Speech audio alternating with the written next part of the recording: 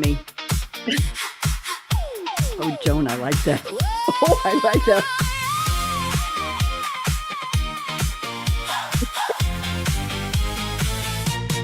Welcome to the Creativity Show. I'm a drummer too. Alive out, let it flow. Unscripted words in a velvet ring. Velvet ring.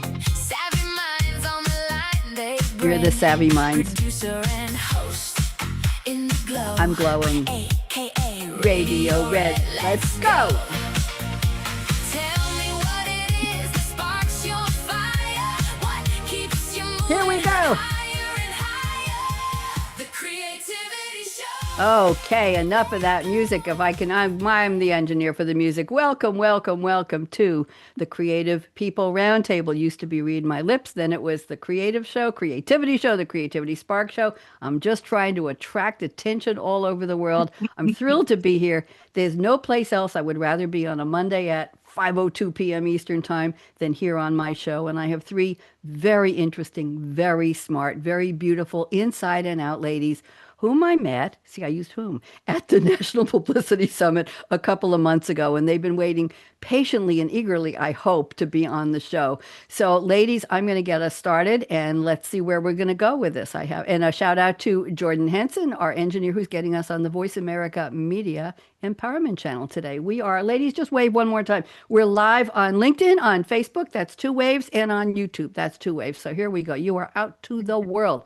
It's August 10th. Where is the year going? I don't know. I think it's day 222 of the Gregorian calendar. And I don't know if you know, but we used to have the Julian calendar, and Julian had trouble with a couple of extra days to go with the tide. So if you had an October birthday a couple hundred years ago, in the first week of October, you might not have gotten to celebrate your birthday every year because he couldn't figure out how to get them. And along come Gregorian, and he said to his mother, not only am I going to be a pope, I'm going to be a creative. And this person named Radio Red's going to talk about me 1,000 years later on the show without any wires or cables. And she's going to say, wow. So he put in what we know as leap year. And all the October kids got their birthdays back. I'm an October kid. Is anybody else an early Libra? Anybody? No, I'm all. Oh, Joan, what's your birthday? September 24th. Oh, you're right on the cusp there, right? Right at the beginning. Yep, I might not be balanced, but I'm fair. We'll leave it at that. Okay, here we go. So, ladies, I'm going to start, and when I call your name, wave, do something. Here we go. At the Creative People Roundtable, unforgettable stories take flight. Host akaRadio Red and her Scarlett Mic, live streaming bright. The longevity of creativity is our spotlight today. Courage, curiosity, and resilience are marking the way. Joan Rosenberg PhD, wave hello. Sylvia Alvarez, wave hello. Sieglinde Othmer, wave hello. Dr. Sieglinde, join us to share how creativity shaped their journeys with purpose and with care. Hear bold ideas, cool conversations, inspiration that's real, and discover what your own creativity may reveal. Now, I have a special gift for each of you, and Joan, I'm going to do yours first. So here we go, and I hope you like it. Joan grew up in St. Louis with curiosity quietly growing strong. By 9th grade, reading psychology for fun showed where she might belong. With tennis, racquetball, camp counseling, and outward bound in nature's embrace, Joan explored how challenge and personal growth could transform our human space. At the University of Missouri, counseling and teaching degrees came first, then a master's and doctorate in counseling psychology fed Joan's knowledge thirst. The Air Force called for her internship, then became a 10-year career, serving as a psychologist while helping others navigate challenge and fear. For 40 years, she's taught graduate psychology while guiding high performers to thrive, and 90 Seconds to a Life You Love helps readers' confidence come alive. When not exploring human potential, travel in Shanghai cards add delight. From Alaska toward adventures in Europe, Joan keeps new horizons in her sight. Joan, I hope you like that. That was beautiful. Thank you so much. It's a wonderful gift. You're very welcome. And Sylvia, you're next. Born in Havana, Sylvia came to America at the age of 1. From the Bronx to warmer Tampa, a remarkable journey had begun.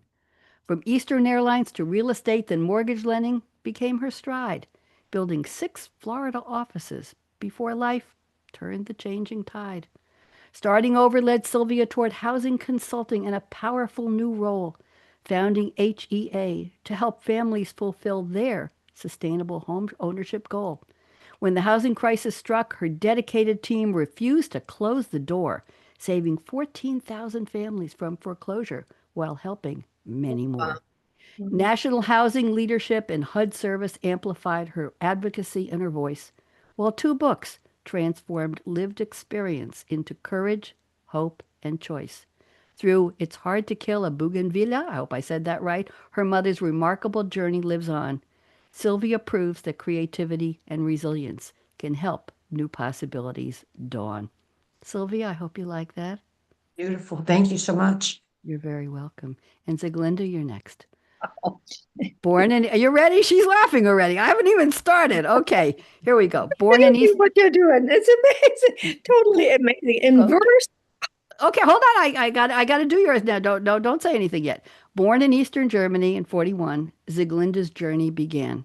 Escaping with her mom at 7, raised in Hamburg, as freedom's new chapter ran.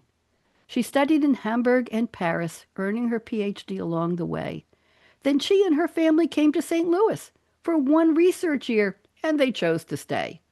Through academia and psychiatric research, sleep labs became part of her domain, while clinical interviewing textbooks shared decades of knowledge in her brain. Then children's fables brought 7 family pets on a worldwide entertainment tour. Through COVID's toughest times, Sieglinde's playful imagination did endure. At 80, just losing her husband of 55 years, Sieglinde asked herself, what now? And rediscovered her curious younger self. Her book, Joyous Longevity, shows us how. Now she walks, makes music, travels, grows veggies among HOA approved greenery. Yes, creativity has no expiration date, with 9 books and luscious pollinator scenery. Sieglinde, welcome. Oh, brilliant. Well, What thank a you very much. I'm not done. I'm not done. So gather round where the cool kids and the cool vibes sway as we map creativity today. akaRadioRed's energy is lighting the way. We hope to inspire you to live large, love life, and play. So, ladies, how'd I do? What do you think? Phenomenal, just phenomenal. I'm glad. beautiful. I'm glad. This is why I ask you for an origin story instead of your usual media bio. This is why I don't think anybody else asks you for that many No, they details. don't. And there's a reason because I want to give it back to you in a gift. I don't call these poems, I just call them rhyming introductions. And that's all I call them. And it's just my way of honoring who you are and how you came to this place in your life and how you came to meet me and why I was interested in having you on the show. Show's over. We're done. I'm ready to cry. No, it's so fine. We have more to go.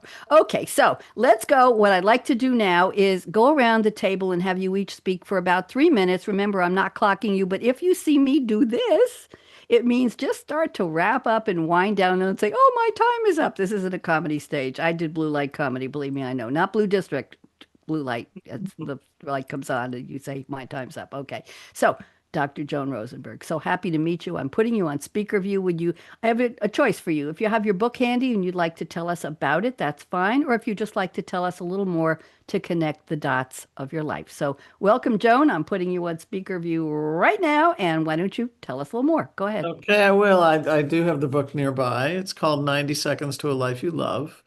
And the subtitle is How to Master Your Difficult Feelings to Cultivate Lasting Confidence, Resilience, and Authenticity. And the book came about, and again, what isn't in your beautiful poem is how I started. And I started from a very shy, sensitive place, feeling like I didn't belong and didn't fit in, like many people do.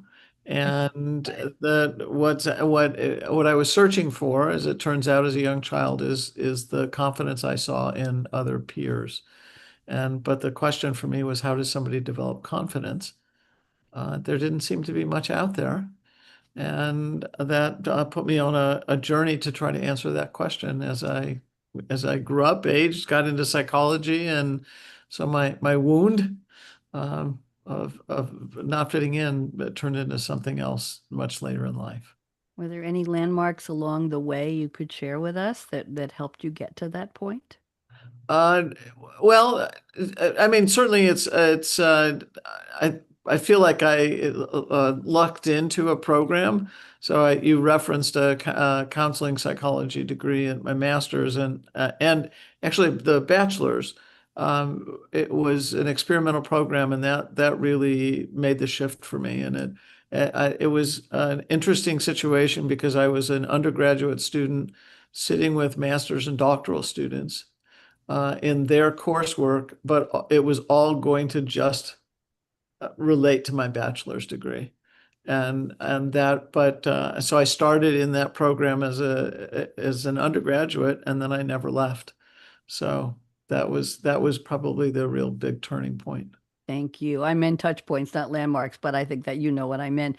Very, very interesting. Sometimes we find ourselves a fish out of water, don't we, Joan, where we're venturing into something where we really maybe don't belong or shouldn't be trying, and people say, "Sure, come on in, the door is open," and we find there's something magical there, something wonderful that opens up our lives, right? That absolutely happened for me. Yeah, Surprises. Very, yeah, very nice. yeah. Thank you for sharing that. Sylvia, I'm putting you on speaker view. Why don't you tell us a little more? If you have your book handy, you're welcome Yes, to I do do. that. Why don't you tell us a little bit about that? And go ahead. I'm putting you on. You're on right now. Welcome. Thank you so much. I wrote the book, It's Hard to Kill a Bougainvillea From Slavery to the American Dream. And it's a memoir about my mom's life. And I knew about her life all my life, but no one ever spoke about it. And it was at her memorial service that I finally decided people need to know about who she was before they knew her here in this country. And people were gasping when I told the story. She was 4 years old, living in Havana, Cuba. Her mother committed a horrific suicide as she watched. Her father goes into a deep depression and abandons her and her little sister to a neighbor that owned a rooming house. And a rooming house is no place for a little girl. So there were many times that she had to go hungry, and she devised a plan. She found a tin can, rinsed it out, and had her little sister she brought her in as her partner in crime.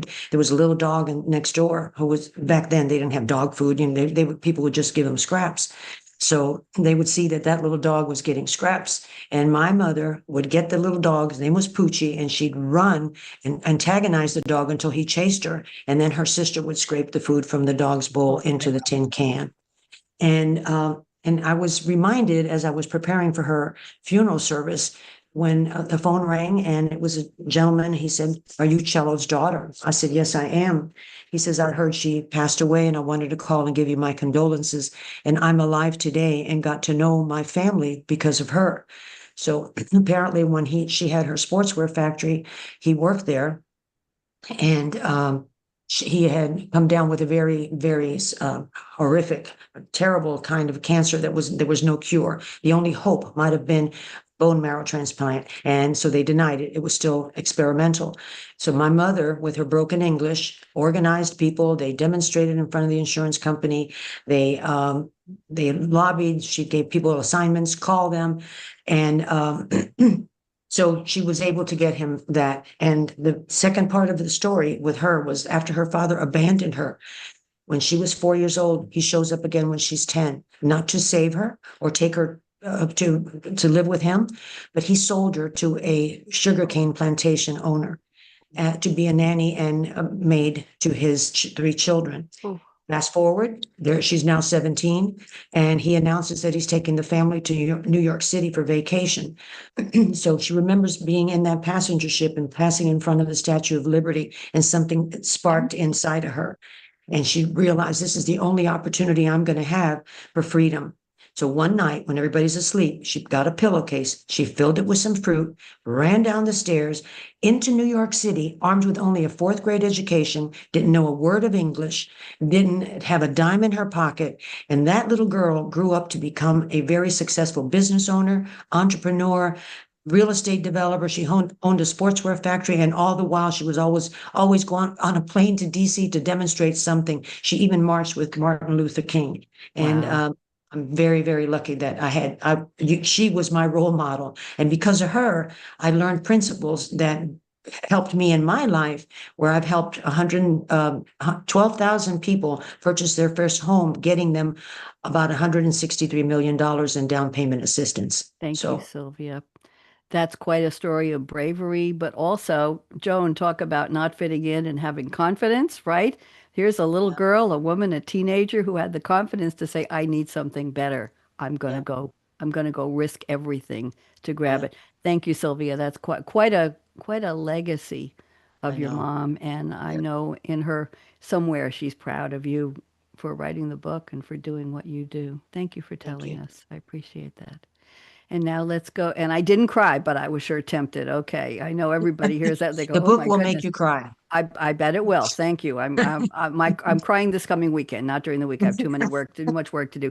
Sieglinde, we almost didn't get you on the show because I think you broke your knee and you were in recuperation and recovery and you changed Oh, your man. original date. And then you got back to me and said, I'm ready, book me. And I said, I think you'd like to meet again with Sylvia and Joan. So here you are. Sieglinde, I'm putting you on speaker view. You can show us your book or just give us about 3 minutes more about who you are. Go ahead and welcome.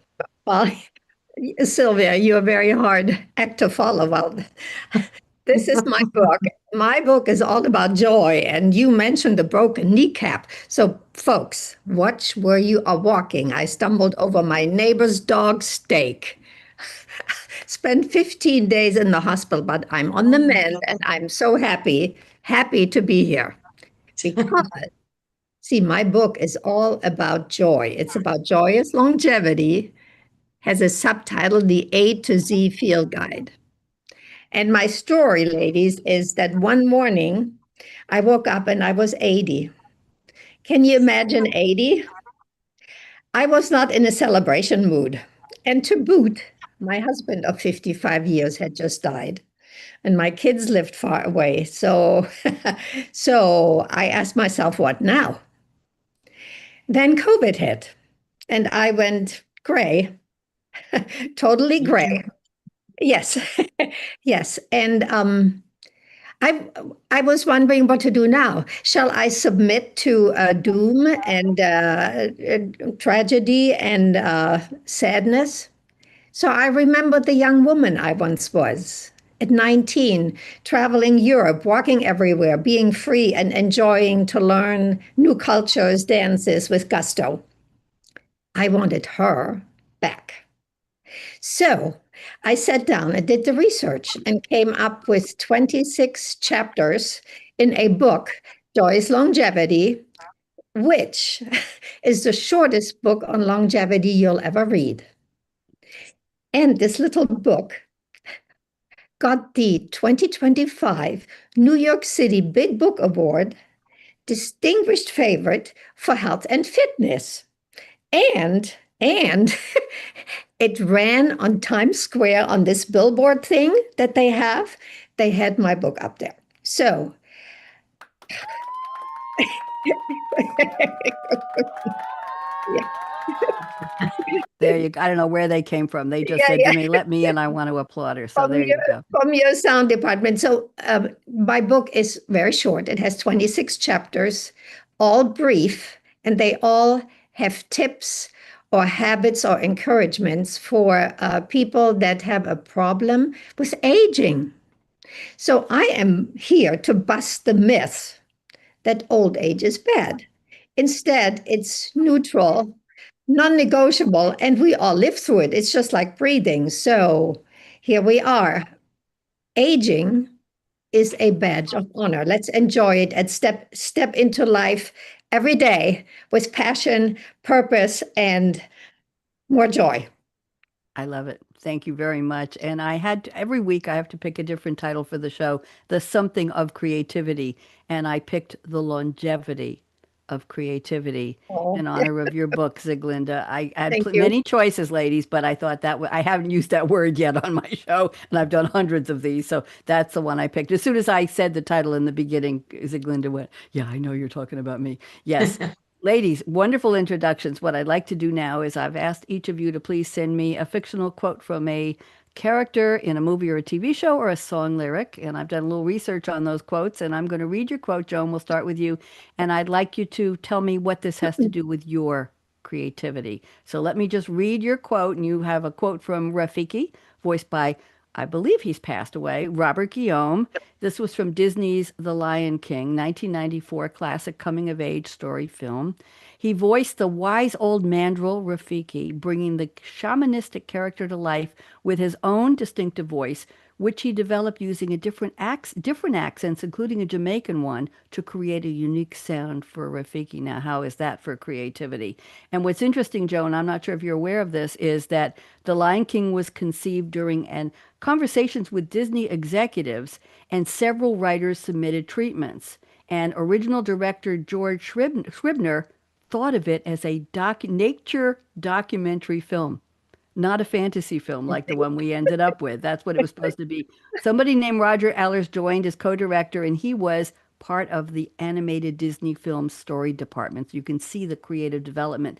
The plots, many inspirations include William Shakespeare's Hamlet. Interesting. So here is the quote Joan has selected, and this is very well known, and a lot of people use this on my shows, Joan. So it's very popular. Oh, yes, the past can hurt, but the way I see it, you either run from it or learn from it. That was not my Rafiki voice. I don't know how to do that. Joan, I'm putting you back on speaker view. Rescue me, please. Tell us, what does this have to do with your creativity? Go. Well, out of pain, out of feeling, I'll say it that way. It's probably the best way to say it. Out of pain came my own creativity. It put me on a lifelong search.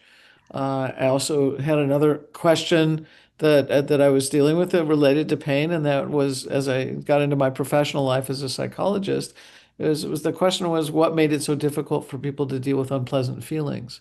So again, out of pain, I was prompted to notice and to stay aware in all the engagements that I had with people that I was consulting with, and found that there were clear steps then to confidence. And that's what it was over really a period of roughly 25 years that I was engaged in, and not only coming out of my own pain, but also then dealing with everybody else's pain, and creativity emerged certainly out of that. Thank you. I don't think I've heard it stated quite that way or quite that beautifully. Thank you, Joan. Of course. I do this show, I think 48 or 50 times a year, times 3 guests. That's about 150 guests. And I think that was unique the way you said that. So thank you very much. I appreciate that.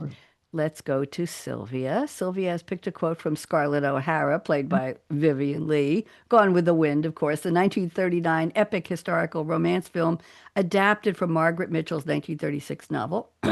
Adjusted for inflation, Sylvia, it remains the highest grossing film in history. It's regarded as one of the greatest films of all time, but there were a lot of problems with it. The start of the film was delayed for 2 years because David O. Selznick of International Pictures, wanted to get Clark Gable for the role of Rhett Butler, and filming concluded in July. The role of Scarlett was challenging to cast. They interviewed 1,400 unknown women for the part of Scarlett O'Hara. 1,400. Sidney Howard's, and it goes on, Sidney Howard's initial screenplay underwent many revisions by several writers. It was too long. They kept trying to shorten the script. And the original director, George Cukor, was fired after filming started, and he was replaced by Fleming, who was replaced by Sam Wood, while Fleming was taking time off due to exhaustion. The post-production concluded in November, a month before the premiere. Talk about. Here is the quote, and you picked 1, 2, 3, 4, 5 words, but I've got the full phrase of the quote, if you don't mind, Sylvia. So I'm going to right ahead. I'll say, so the quote is, "I'll go crazy if I do. I'll think about it tomorrow." That's the part you picked, but I must think about it. I must think about it. What is there to do? What is there that matters? So you picked, "I'll think about it tomorrow." I wanted to give the whole little scene there. So Sylvia, tell us what this has to do with your creativity. Go ahead. I love the character, and I love everything she's suffered, and it has to do with what Joan talked about. She went through so much pain, and because of that pain, it forced her into maybe doing things she would not have done before.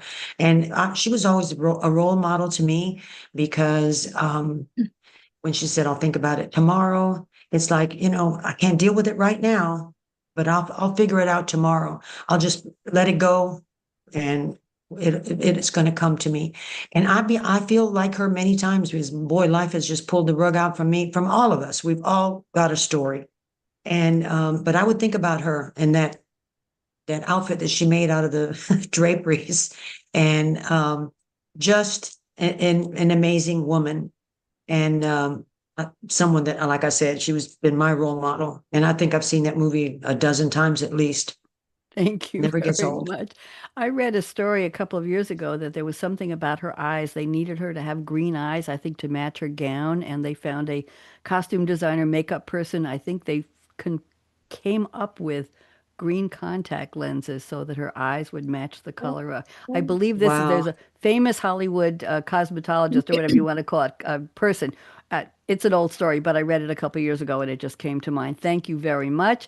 Sieglinde has brought us a quote from a movie I'm guessing almost nobody has heard of except Sieglinde today, of the four of us. The film is called Babette's Feast. It's a 1987 Danish drama film directed by Gabriel Axel, based on a story by Isaac Dinesen, who is Karen Blixen. I wouldn't read the names of the stars because you won't know them, but it's very interesting. It became the first Danish film to win the Oscar for Best Foreign Language Film. So maybe everybody knows it, and I'm the only one who doesn't know about it, Sieglinde. It was That's also the first Danish cinema film of a Blixen story. That's Karen Dinesen. The film premiered in the Uncertain Regard section of Cannes Film Festival in 1987. And the quote she has picked is one word. And the one word is a running gag throughout the movie. It's a symbol of spiritual, and the word is hallelujah, a symbol of spiritual and sensory awakening, most notably used by an elderly senile member of the religious community portrayed in the show, who seemingly forgot how to speak, responding to every prompt or every moment of joy during the meal that Babette prepared as hallelujah, hallelujah, hallelujah. I hope I did justice to that. I read the whole story. I didn't watch the movie. Sieglinde, why don't you take a couple minutes and tell us a little about the movie in your own words rather than me just reading what I found. Go ahead. Well, food is so important for longevity. It's one of my big fives, right? There is movement, which is important, and then eating right is number two. So this movie portrays the joy of not just cooking, but of French cooking. And if you want to have one word that expresses joy, I think it's hallelujah. If you think about movies that deal with food, there is Babette's Feast, and then there is The Taste of Things, which is a newer movie. And then there's a French movie called Délicieux, which deals with the invention of the restaurant in the history of mankind. So food is absolutely important for well-being and for longevity. That's my contribution here. Thank you very much. I'm going to give a little bit of the story. There were two sisters who were the daughters of a man who was very strict and rigid, and they had suitors who came to ask for their hands in marriage, and they were forced to turn him down so they could help their father, the pastor, with his small congregation. As years went on, the congregation dwindled because there were no new converts. And the girls didn't have, the suitors went away. They sent them away, and all of a sudden, knock, knock, knock on the door, and here's Babette. Who in the heck is she? And she wants to work for the family. She wants to cook for them, and she doesn't want any money. Turns out she was, later on, they found out, a famous chef, I think, from Paris. And she starts cooking, and the people in the congregation is like, oh, we're austere. We're not allowed to have joy with food, right? Right, Sieglinde? We can't smile. We can't say, wow, was that good? I'll take another plateful. They have to resist the urge to enjoy their life. And that's how the Babette story. And then she's cooking, and a friend says to her, was playing a lottery in her hometown, and somebody kept submitting the lottery ticket, and she won 10,000 francs. She donates it and creates a meal for the whole congregation, and they don't know how to say, crap, that was the best food I've ever had in my life. They're not allowed to say that because they're the austere people. So that's where hallelujah, hallelujah. That's where it came in. Yes. So anyway, did I do justice to that, Sieglinde? Was that okay? They even had wine with the meal. So Yeah. more hallelujah. More hallelujah. Yes, yes. And she said, well, that's what it would cost me where I came from to put on a meal for 12 people. And that she spent the whole lottery winnings, 10,000 francs on the meal for these people. So there we go. Babette's feast. Very well stated. Thank you, ladies, for the quotes. Very, very interesting. And I'll tell you that on my shows, I used to have people send just famous quotes. If I can tell you how many times, let's see, we had Maya Angelou, we had Churchill, we had Walt Disney, we had Henry Ford, we had JFK. And after a while, I knew all the quotes by heart because the same quotes over and over and over again. This was a couple of years ago. And I finally said, let's stop that nonsense. Pick something, a movie, a song, a TV show, a fictional somebody in something that's all made up. And all of a sudden it got to be more fun for me and I think for the guests as well. But I do have some people say to me, "Oh, I'm too busy. I'm working too hard. I don't watch movies. I don't watch TV, and I certainly don't listen to music." So I have a list of 100 quotes I've collected, Joan, and I send them a list. I say, pick one. Pick one. Just pick one. You ain't seen nothing yet, or you can't handle the truth, or all you need is love, or you had me at hello. Those work for anything, right? So yeah, so I'm prepared. Yeah, got to do that. Okay, some people have fought me on it, but nope, can't be on the show. So let's go to our creativity roundtable here. This is why it's a real creative people roundtable. So I'm going to pick one of your creativity statements. We've got a lot of time. We are way ahead of time. I don't know how we've only taken up 32 minutes, but we have plenty of time here. So ladies, settle in. I'm going to read my prediction show is Wednesday. I'm going to read one of your creativity statements, Joan, and I'm going to ask you to unpack it. Just take a couple minutes and unpack it. And then I'm going to open it up to Sieglinde and Sylvia and ask you two ladies, did it resonate with you? You don't have to agree. You could disagree. You could say, nope, I don't feel anything, doesn't mean anything. Or you could say, yeah, that's me. So let's turn this into a roundtable conversation. I will call on you so we keep it orderly, but you could always, I tell people, don't raise your hand, just wiggle one finger at me. As long as it's not the middle finger, I don't respond to that one. Lady has to be a lady. Okay, so Joan, I'm going off script here. Joan, your number 3 is what I want to focus on to start with because we're talking about the creative writing process. All 3 of you are writers, so let's talk about how this happens. So Joan says, writing for me is translating the insights into practical information for other people to use. When the insights come, I write. Often, I capture them first on scraps of paper, handwritten, then I move them to typing computer documents. How and where I gather this is one of my challenges. They're in notebooks, journals, electronic files.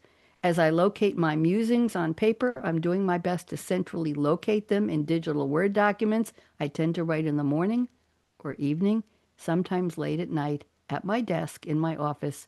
I write in the quiet, very rarely with music playing. That's a lot, Joan, and I'm sorry I put it all together, but it was fascinating to me. So let's start with you talking about these scraps of paper. What kinds of ideas come to you? Why do you write in the morning or the evening? And just give us more, and then we'll see what Sylvia and Sieglinde have to say. Go Well, ahead. I happen to have it's less like show and tell, because if I open up my book, I can even show you napkins that I've written. Yeah. I love it. And here's another one, right? So I can, if I even go through my book, I can show you where I've just added more and more I love it. things to this. You're another first. Nobody's ever shown me a book with that kind of inserts before. Nobody ever on my show. Wow. Okay. So when things come, part of it is actually what ended up happening is I started to teach, and I've been teaching graduate school alongside the entire time I've been a psychologist, seeing and consulting with individuals or groups or corporate.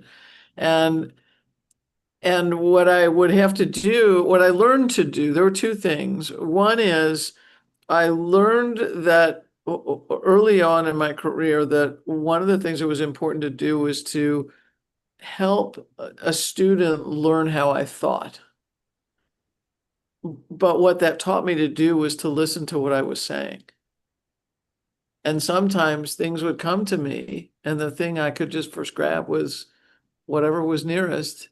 And whether it was as you saw, the napkin, notebook paper, whatever it was, I was capturing what it was that I could remember that I said, or I would take pictures of what I was putting on the whiteboard.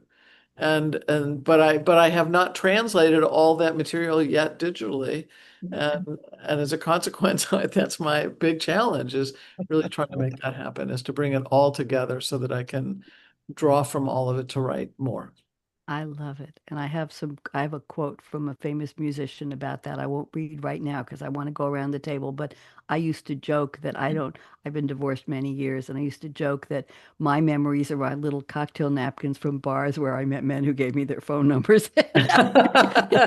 And matchbook covers too. Oh, that goes way back, kids. Don't worry about it. That was long ago. Now it's all, never mind. It's all on the phone. Okay, Sylvia, any of this resonate with you about putting notes somewhere and capturing them? Absolutely. Talk to us. Tell us Abs- more. Tell us. Absolutely. I've done the same thing. And I'm like you.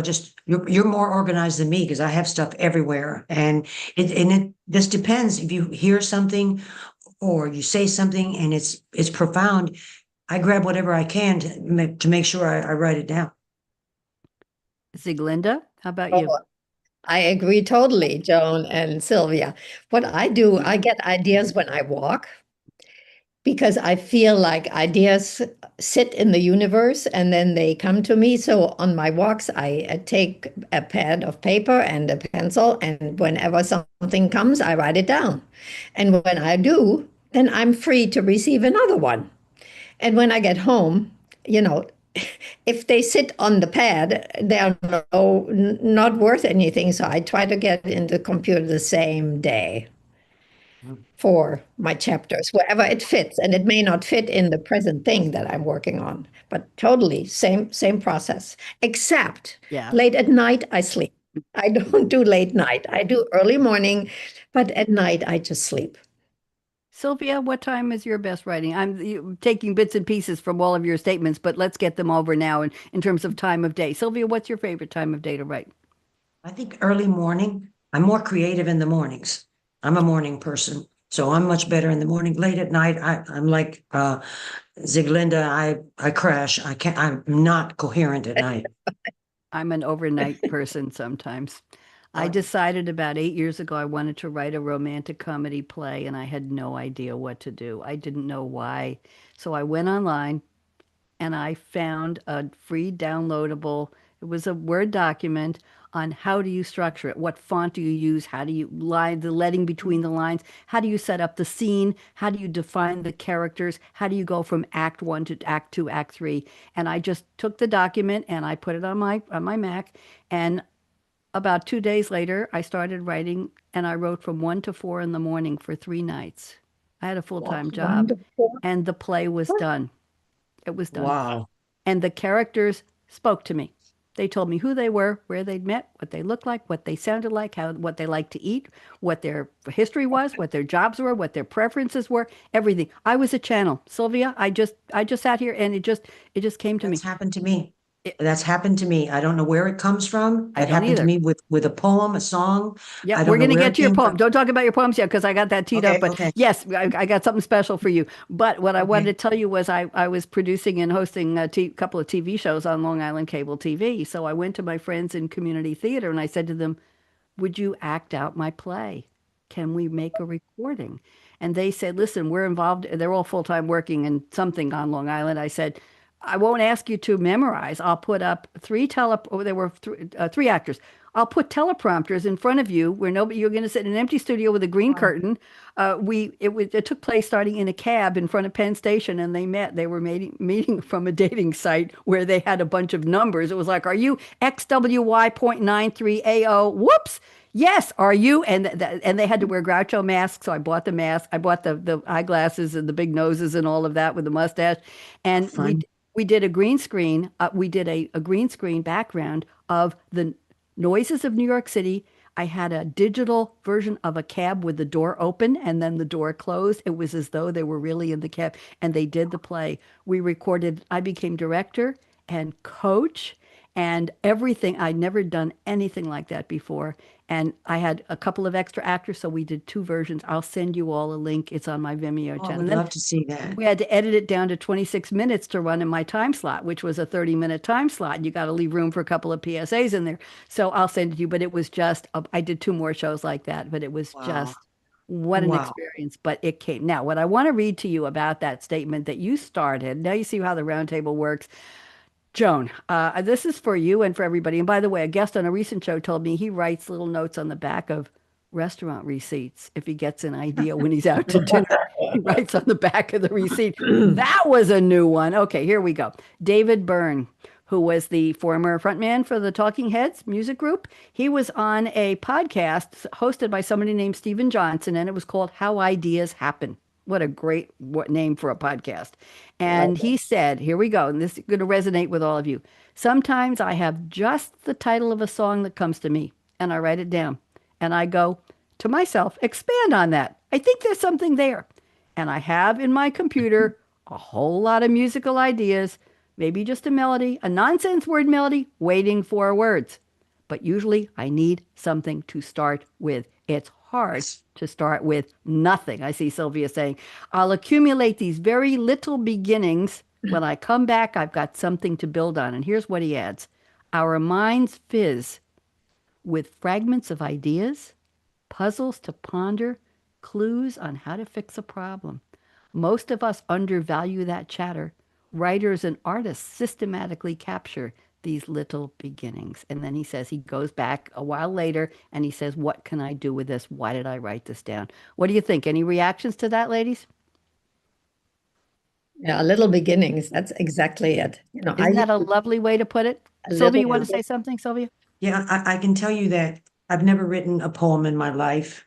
And I'm going to get to that. That's my Okay. next teed up. I know you want to talk about that.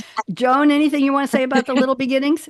I would agree. Part of it is learning to listen really closely. Not again, I said earlier to what I was saying, but I would agree that it's also learning to listen to the little beginnings of something else that's there, but isn't it hasn't blossomed.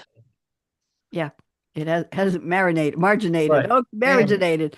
Definitely. Sylvia, I am going to read your creativity statement number 2. I have keyed this up because I like it so much. You say, I recently started to create poems and songs. I know not where they come from. They are beautiful. I've never written a poem.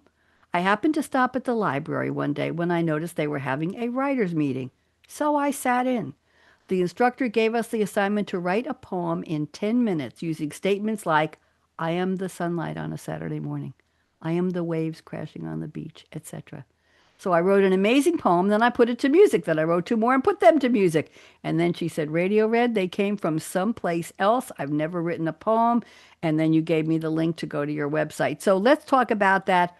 Where does this come from? And how do you work with a prompt? I belong to an online poetry group, and we get a prompt every Wednesday. And I write 1 to 3 poems every Wednesday and every day of the month in April and November. So I've written about 800 poems based on the prompt that they give us. I'll send you all the link if you want it. It's a free site. So Sylvia, I'm putting you on speaker view. Why don't you tell us about how this feels? These poems, what kind of poems are they? Tell us a little more. Beautiful. They're actually, I'm making a soundtrack for the book because I'm now working on a screenplay. I'm writing 8 episodes of It's Hard to Kill a Bougainvillea. And just like everything, Cuban music is so important. It's like breathing to us. And I thought I really would love to have a beautiful song. So I created, now it's not only a song, it's a music video. And I had my first book signing last week, and they normally don't even show videos, but they showed this video twice because the people loved it so much. And it's on my website. You can see it there. And now I've written 3 more songs. I'm working on making the second one into also a music video. And that one's going to be called The Little Girl Beneath the Stairs, which is, an homage to my mom.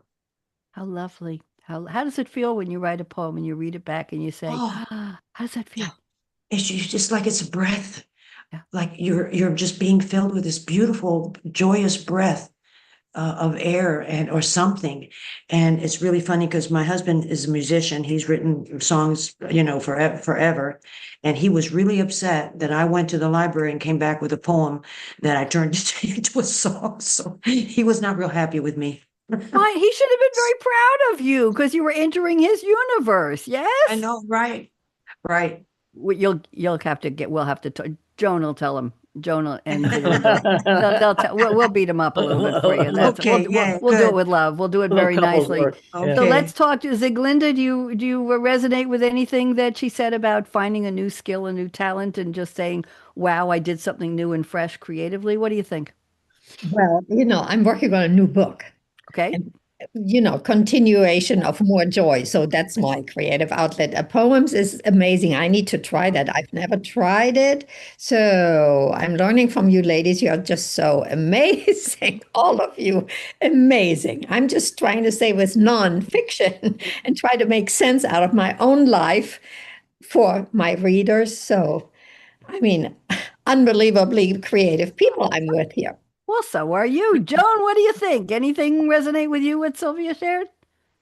Yes, there are certain times that things to what you're describing kind of pour through me, and so it's again capturing that. I've not put anything to music yet, but when I changed up, I used to write poetry when I was a child and a late adolescent, but I got away from it and I started in probably about 5 or 10 years ago, writing more in kind of open sentence form, but each phrase would go onto a line, and Hmm. it really changed up how I wrote poetry, and but I found it much more expressive.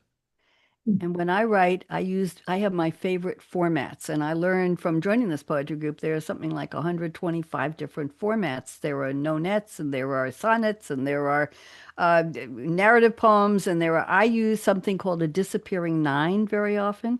I like the structure. A disappearing nine has 9 syllables on the first line and then 8 on the second, and it ends up Mm. with one. And I usually have a wow word is the last one. And that word could be the prompt word Hallelujah. that came from the, no, it could be, but it could, no, that's hallelujah. That's 4 syllables. You have to divide that. Hallelujah.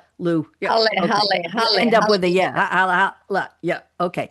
But I find that I sometimes use that prompt word as the very last word from the moderator.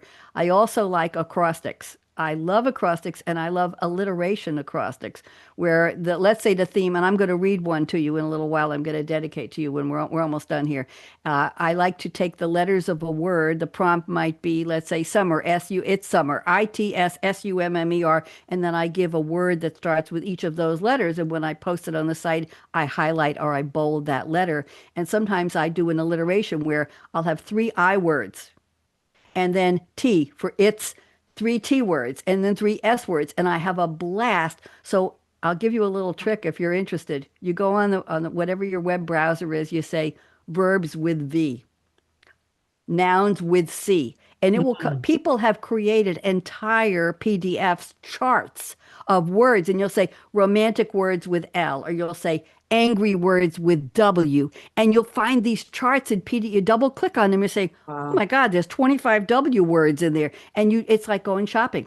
I learned this by accident. And when I can't think of words sometimes, instead of going through the thesaurus, I'll just put in the type of word with, and then just with. You don't even have to say starting letter, and it just comes up all over from the. People have been doing this for years, so we Wow. don't have to. And it's Wow. interesting. So I want to go to something a little bit different, and we got about 5 minutes left. So I'm going to make this quick. Sieglinde has a something special I wanted to highlight here, and I don't know if this resonates with anybody, but it's just too beautiful not to mention. She does guerrilla gardening. She does guerrilla gardening of edibles among HOA approved shrubs. If you live in an HOA community, you know there's certain things, trees you can and can't, and certain shrubs you can and can't, and certain decorations. And my novel is about that. I'll tell you later. She plants eggplants and tomatoes and shishito peppers from seed. She cultivates a pollinator garden, which is popular with the bees, the butterflies, and the moths. She grows arugula, basil, chives. Her favorite flower is iris. She feeds hummingbirds with the natural nectar of salvias and cupheas. She intersperses edible plants with homeowner association approved shrubs, and iris are deer resistant and summer pop. Anyway, beautiful. So gardening is another way that some people are creative with their gardens, with their kitchens, with their living rooms, with how do you decorate your office? How do you dress? What's your brand? This is my brand. I go to the supermarket looking like this. I have little red boots from my drummer days and a red flower and a black dress and a jacket. And I don't care if it's 110 degrees out. I look like this all the time. And when I go in, they know who I am. They might not want to talk to me, but they know who I am. So, Sieglinde, just take a minute or two and tell us about your love of gardening, and then we'll see quickly a yes or no from Sylvia and Joan. Go ahead, Sieglinde. When you love something, you get creative. And I think that's one thing we have not touched upon about love. Love gardening, you love what you're doing. And when you do, you become creative, Mhm. And right? how did you decide to make this garden, and how much space do you have? Tell us. I don't have much space and the deer eat stuff, so I adjust to the deer appetite. Right now I have squash, summer squash growing. It is looks like an orchid garden. It is huge, and I think the seeds were dropped by birds. Oh, Well, lucky I darn. I have to tell you that I have a Wi-Fi bird feeder on my lawn. I can see her from my office window. And this year, it's been there for 3 years. This year, the seeds dropped. I buy the nuts and berries seed for the birds. Uh-huh. And this year, the droppings into the dirt, it's got little creative bricks around in a circle underneath this. It's a little insert on the lawn, basically.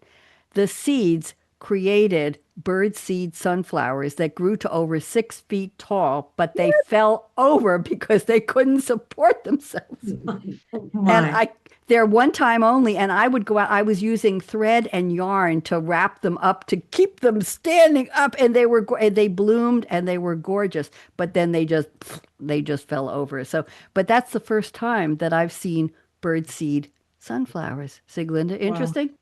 Yeah, It was fascinating. it was fascinating. It was very beautiful. And I'll tell you one thing before we get ready to close it. By the way, do you garden, Joan? Yes or no? I don't have the space for it, no. Okay, Sylvia, do you garden at all? I don't have the time for it, unfortunately. I would love to. I just don't have the time. I bought a property with mature trees, and I have a 35 to 40-foot magnolia in the middle of my lawn. I've got two Ah, mature Japanese maples. I've got a Bradford pear tree that's 40 feet tall on my side yard. I bought a corner lot with 4 yards, basically. You don't oh. even want to know. And I'm a city girl, so what can I tell you? Okay. So, no, I lived in Durham and I lived in New Haven and I've lived all over the country. Okay. So, what did I want to do now? I want to read you some quotes, some interesting quotes. And ladies, if you can, stick around afterwards and we'll talk. We've got about 3.5 minutes left. So, quick quote from Lucy Maud Montgomery, who wrote Anne of Green Gables. Chapter 19, I love the title of this. Talk about alliterations. A concert, a catastrophe, and a confession. Is that a good title or what for a chapter? A concert, a catastrophe, and a confession. And she says, something, this is for you ladies, something just flashes into your mind, so exciting, and you must out with it. If you stop to think it over, you spoil it all. Isn't that a fun quote? Okay, now one more I'll give you from Rapunzel. This was Tangled, a 2010 3D computer animated musical adventure fantasy comedy film starring the voice of Mandy Moore. And she says, venture outside your comfort zone. The rewards are worth it. Okay. And now I'm going to dedicate a poem to the three of you. I wrote this on July 24th, 2024, almost 2 years ago. And the prompt that day from the moderator was night shift. Write a poem about night shift. So I wrote an acrostic, NIGHTSHIFT, and I'll nod when I get to each letter. Okay. This is dedicated to the three of you. Never quite really at rest. It's the life of a creative. Going, gripping, gyrating, growling, groaning, growing, highs and lows, flowing on a mental Mobius strip. The days are the nights are the days again, shifting off and on, into and out of gear, hoping for unique brilliance even once. It's a calling, command, curse, roller coaster. Finding eureka, euphoria amid frustration, fears. Thus is the life of the creative. Ladies, I hope you Wow. enjoyed that. Beautiful. And I have one more for you. This is the prompt was write a blank like blank poem. So you fill in the first blank and you fill in the second. Well, I went with blank like blank. And here's an acrylic, and I call this Silly Like Me. Believe in love always. Never kiss a leprechaun in a kayak. Every boat's like a nervous kangaroo. Okay, that's a straight acrostic where each word is BLANKLIKE. Yeah, okay, you got it. Okay, we have just about a minute left. Let's close out. Ladies, stick around. So, in 2010, I closed my show with the top 10 tips for women. I even read this when I have male guests on, and they love it. This was a quote that is 10 years before its coming of time and before the movie. The statement was, aspire to be Barbie, the biatch has everything. And the movie hadn't been made for 10 years. There Wow. we go. Okay. It wasn't made until 10 years later. And here's the final closing, ladies. Life is short. Break the rules. Forgive quickly. I'm still working on that, Joan and Sieglinde. Maybe I need some lessons from a therapist. Kiss slowly. That one I know. Love truly. Laugh uncontrollably. Ladies, laugh with me. One, two, three. Don't hurt yourself. I don't have laugh insurance. And never regret anything that made you smile. Final words. Work like you don't need the money. Dance like no one's watching. Sing like nobody's listening. I didn't sing today. And love like you've never been hurt. We all have. Let your heart regroup, regrow, regenerate. Learn to love again. Money talks. Chocolate sings. La. There, I had to get that out. And thank you. Last but not least, I stole this line from somebody years ago.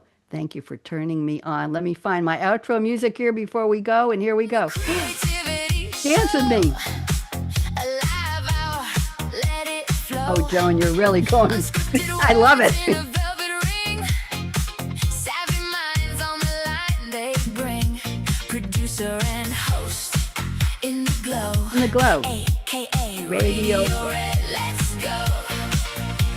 Tell me what it is that Sparks your fire. What keeps you moving Higher and high. Wave goodbye.